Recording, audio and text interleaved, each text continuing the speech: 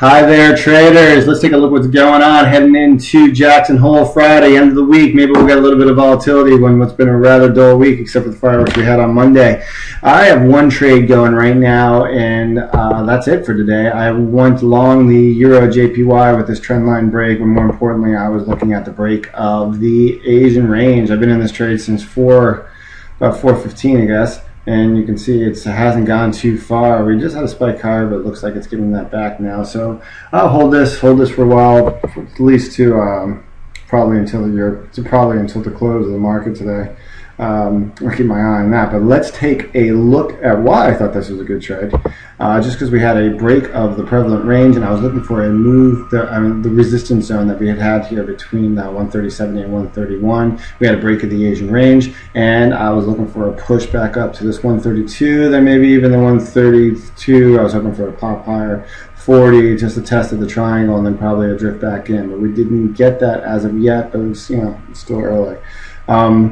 And as we can see, the Euro JPY is definitely in a triangle similar to the USD JPY. If we look at that on a daily chart, you can see that the pair has been just drifting around rather lacklusterly in this triangle for quite some time, but it has been drifting higher, and it's getting close to testing the top of the triangle, which comes in around 99, and that will be interesting. If we can get a break of that 99 level, then we could see a bigger move higher and maybe a resumption of the upward trend, and then we'd shoot for a move up at least to the 150 and so forth. So this triangle will be something I'm keeping my eye on heading into the end of the week and early next week. If you want to take a look at the other majors, we have the Euro USD. Not much has changed on this since the weekend wrap. I mean, we're still in the zone. We're still trading. The top of the zone is 134.10. I guess we had a pop higher briefly, but we didn't get a close out of the zone. And the bottom is 127.50. And I mean, as long as the pair is in this range, I'm just going to keep looking for the range to play out. And so if we can get a break of this area here, well, I guess we'll move down a little bit lower. Let's just say 133. Then we could see a cycle lower to 132 to finish up the week, but that would be a taller move. So we'll have to, the way the volatility is going right now, so we'll have to keep a lookout, see which way things are going, and just look for a break of the more short-term range. But as long as the pair remains in this range, I would favor a continued push lower, at least back down to the 132, then maybe 130 area. The Great Britain USD, on the other hand, with this pair, look to be just heading straight up, and as I said many times, as long as the pair was above 154.30, it favored to continue to push higher. But now it'll be interesting to see how the pair reacts here. If we do get a reversal here, it will be interesting because the pair will have created a lower low, and you can see that we have a lower high, and you can see that we have a lower low. So it could maybe be the beginning of a very slow drift lower for this cross, which would go against common wisdom with the strength of the current data that's been coming out of England. But quite often we see pairs drift contrary to the popular view. But you can also see this pair has been in a range, so we want to throw a trend line there right up.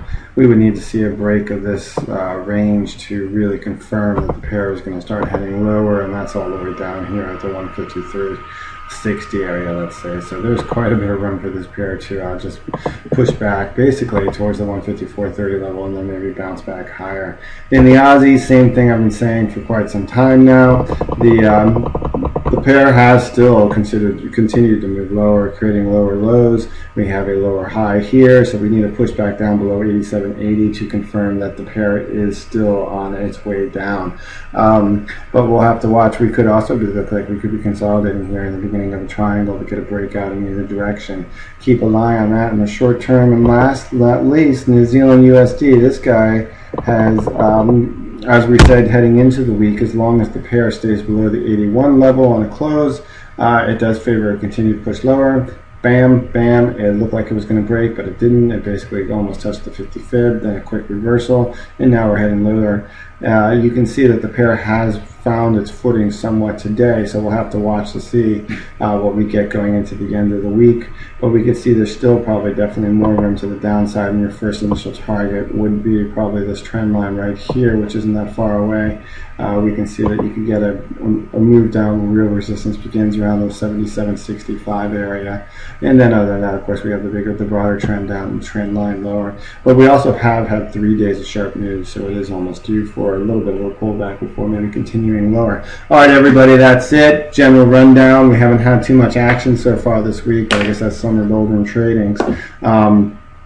You can see I'll put these charts up. Well, these charts are actually already up on the blog under charts in play, and you can get a chart and get it detailed. And I have a few more of the more exotic pairs that I like to follow that I mostly trade in, actually, looking for my breakout trades. All right, everybody, good luck trading, and I will talk to you tomorrow.